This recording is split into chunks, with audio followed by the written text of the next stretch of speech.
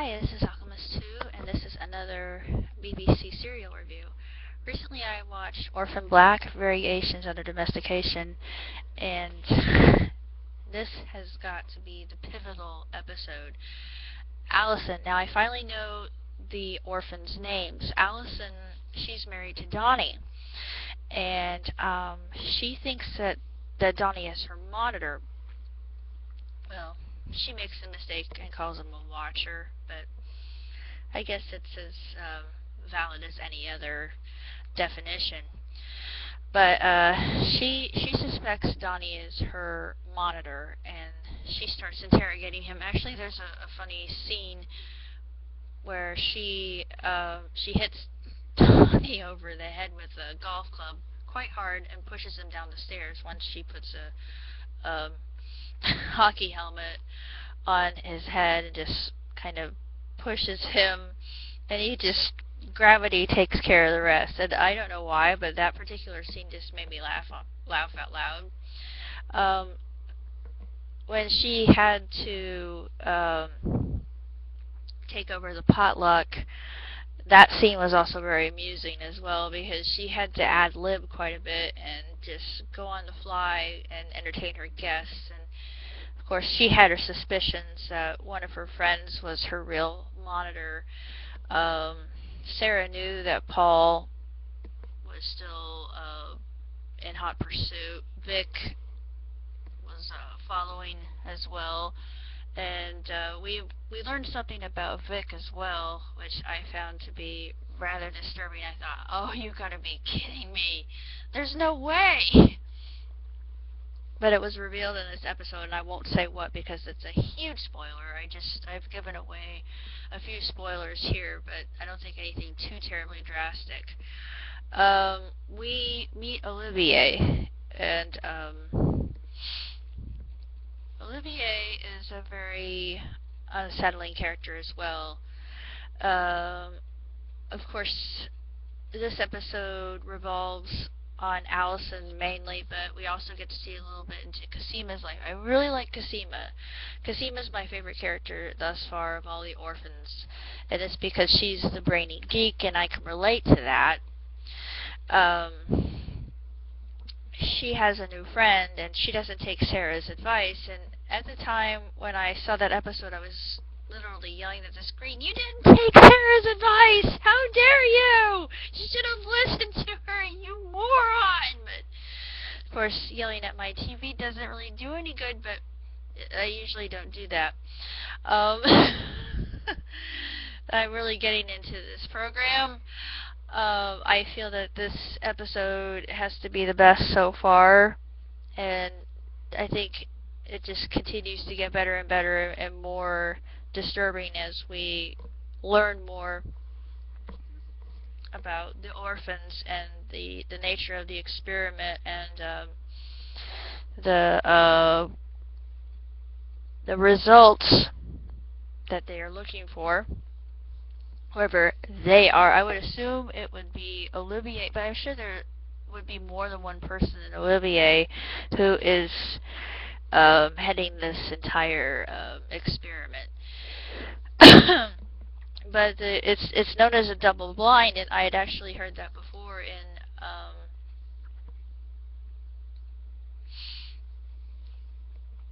my biochemistry class, as well as my what was that class called? It had to do with the FDA. I don't really remember what it was called, unfortunately. I can't think of it right at this time, but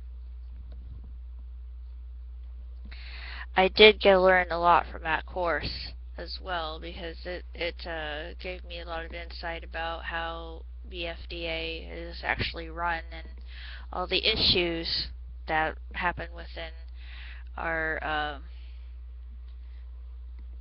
regulatory affairs. That's what it is. Regulatory affairs class. I'm sorry, it just came to me, but it just gave me a lot of ground to really comprehend this episode. I thought, yeah, all this is extremely familiar, and it's very true, because the FDA doesn't regulate a lot of things that it should, and it has control over tobacco, and you think it should be helping our health and looking out for the best interests of the consumer, but in essence, there's so many different issues, and quality control can cause a lot of problems, and we spoke of that in class quite a bit, and I see it time and time again. I read a book called Our Daily Meds. It talks about this very issue.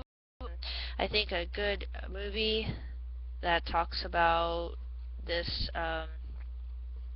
very troublesome problem in our, especially America, it's called Side Effects. And I didn't see it because I read Our Daily Meds, and I didn't have to see that movie. And because that movie is just exactly like the book, except the book is much more frustrating, and you want to throw it across the wall half the time and thinking, what can I do about this? But this is the same kind of feeling, and just that whole eeriness to it. It's just surreal. And Sarah, she starts asking the right questions to Paul, and it's really a lot to process, and it's helping me write my script, so I'm planning on working on that more in the future if I have time. But it's first of all, it's coming along really splendidly, and I have to say that this episode was absolutely extraordinary, as well as very eerie. It was more suspenseful than it was funny, though I did appreciate the tracting humor with Alison, and I did find the interrogation scene a little bit